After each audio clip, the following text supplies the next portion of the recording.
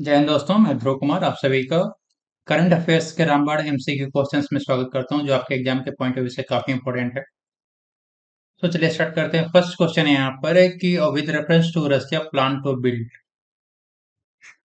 Nuclear power plant on the moon consider the following statements. तीन statements दिए हुए हैं। चंद्रमा पर परमाणु जो ऊर्जा संयंत्र बनाने की रूस की योजना के संदर्भ में निम्नलिखित कथनों पर विचार करें। फर्स्ट है, it aims to support long term human presence in on the moon. इसका उद्देश्य चंद्रमा पर दीर्घकालिक मानव उपस्थिति को समर्थन देना है। फर्स्ट स्टेटमेंट है। Second, the project is linked with the joint initiative with the China. यह परियोजना चाइना के साथ संयुक्त पहल से जुड़ी हुई है। थर्ड स्टेटमेंट है यहाँ पे, the power plant is expected to be operational by 2026। यह ऊर्जा संयंत्र 2026 तक चालू हो जाएगा। तो यहाँ पर बताने हैं जो तीन स्टेटमेंट्स दिए हुए हैं, इसमें से सही कौन से हैं। पहला और दूसरा सही है, दूसरा और तीसरा सही है, पहला सही है केवल, या फिर तीनों सही हैं। बताइए आंसर क्या होगा। फर्स्ट स्टेटमेंट आपका करेक्ट है, क्योंकि ये सपोर्ट जो रसिया का प्लान है कि मून पर, चंद्रमा पर न्यूक्लियर पावर प्लांट को बिल्ड करना है, उसका बेसिक एम है to support long term human presence on the moon. First statement सही। सेकंड स्टेटमेंट भी सही है, क्योंकि चाइना के साथ मिलकर के इस ज्वाइंट इनिशिएटिव को करना चाह रहा है। थर्ड स्टेटमेंट यहाँ पर आपका गलत है, क्योंकि जो पावर प्लांट मून पर जो स्टार्ट ऑपरेशनल करने की बात हो रही है, ये 2026 तक नहीं होगा। इसका ड्यूरेशन आपका मतलब टाइम है 2036 तक ये ऑपरेशनल करने का प्लान। क्लियर है। तो आंसर आपका यहाँ पर क्या हो जाएगा, कौन कौन से स्टेटमेंट सही है। तो फर्स्ट और सेकंड सही है, आंसर आपका ये हो जाएगा, first and second. Next next आपका क्वेश्चन है यहाँ पे, खेलो इंडिया जनजातीय खेल से रिलेटेड है।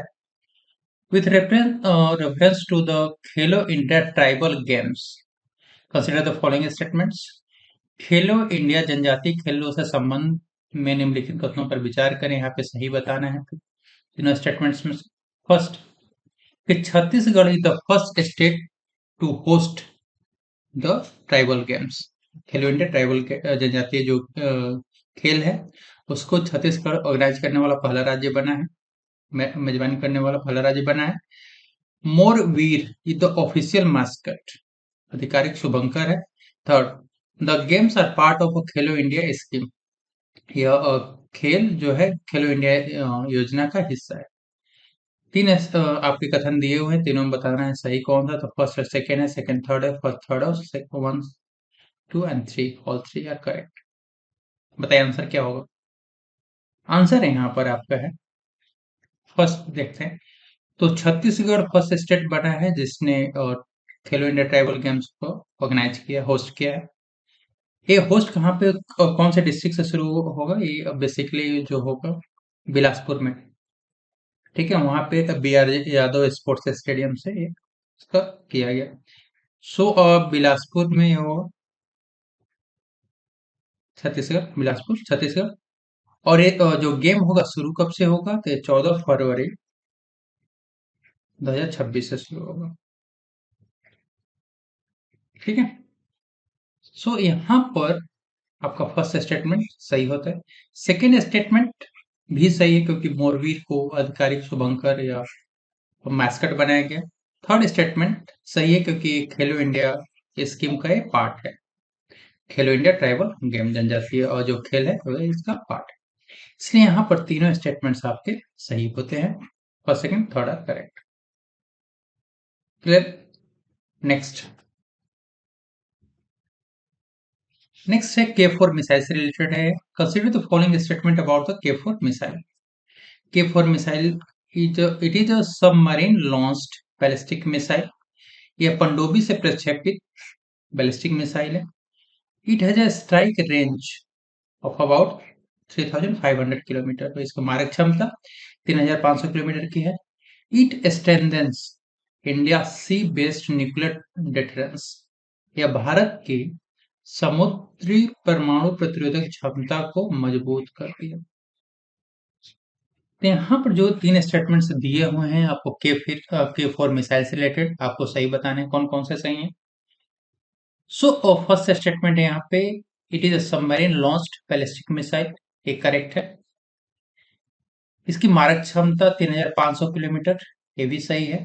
दोनों स्टेटमेंट सही है और ये स्ट्रेंथन करता है इंडिया का सी बेस्ड न्यूक्लियर डिटरेंस को। ये भी तीनों स्टेटमेंट्स आपके सही हैं, तो आंसर आपका यहाँ पर डी होता है।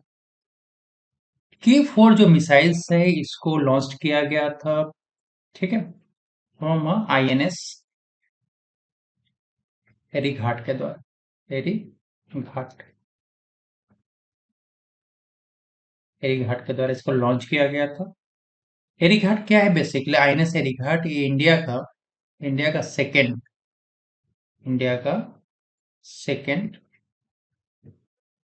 न्यूक्लियर पावर्ड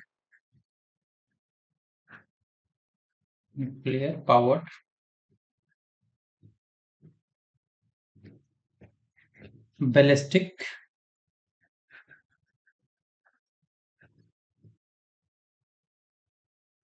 मिसाइल सबमरीन है। सबमरीन, ठीक है, इसको SSBN भी कर सकते हैं। और इसको बेसिकली ऑपरेट किसके द्वारा किया जाता है? तो ऑपरेटेड बाय स्ट्रेटेजिक, जो स्ट्रेटेजिक फोर्स कमांड होता है, force command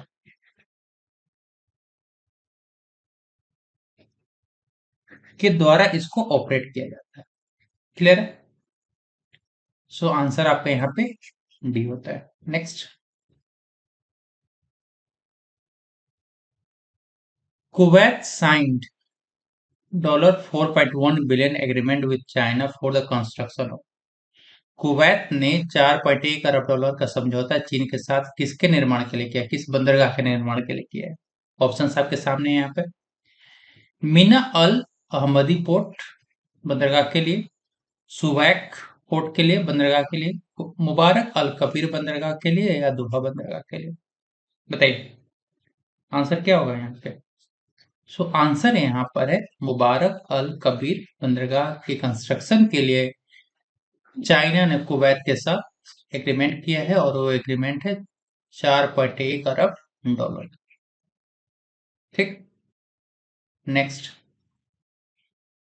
AILA, AILA developed by IIT Delhi, refer to IIT Delhi द्वारा विकसित AILA का क्या तात्पर्य है, इसको बताना है।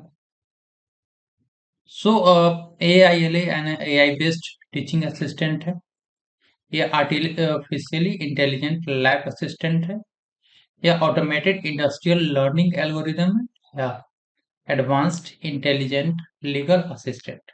चार ऑप्शंस आपके सामने है, बताना करेक्ट आंसर क्या है। करेक्ट आंसर यहाँ पर आपका है बी। आंसर यहाँ पे B, artificially intelligent lab assistant, AILA। इसको डेवलप किया गया है किसके द्वारा? IIT दिल्ली के द्वारा। IIT दिल्ली। बेसिकली इसका एम क्या है, पर्पस क्या है, किस लिए डेवलप किया गया है?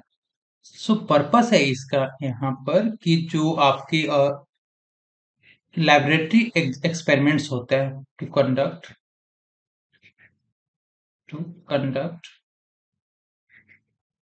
रियल रियल लैबोरेटरी एक्सपेरिमेंट्स, ठीक है, लैबोरेटरी एक्सपेरिमेंट्स को करने के लिए, जहां पर आपका ह्यूमन इंटरवेंशंस जो है, ठीक है, ह्यूमन इंटरवेंशंस काफी कम हो जाएगा, मिनिमल मिनिमल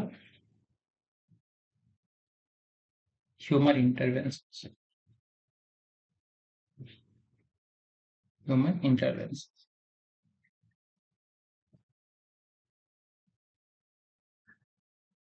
ठीक है, तो इसके लिए इसको IIT दिल्ली के द्वारा बनाया गया। नेक्स्ट देखते हैं, अनुगर्ग अनुगर्ग हैज बीन अपॉइंटेड एज। अनुगर्ग को किस लिए अपॉइंट किया गया है, किस पोजीशन पे?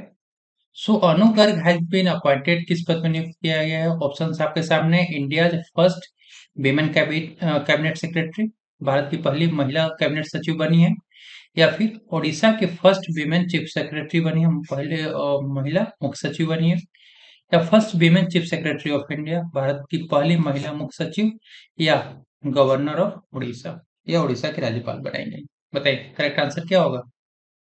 करेक्ट आंसर यहाँ पर सही आंसर है उड़ीसा की पहली चीफ सेक्रेटरी मुख्य सचिव, महिला मुख्य सचिव बनाई गई है, अनु गर्ग को बनाई गई।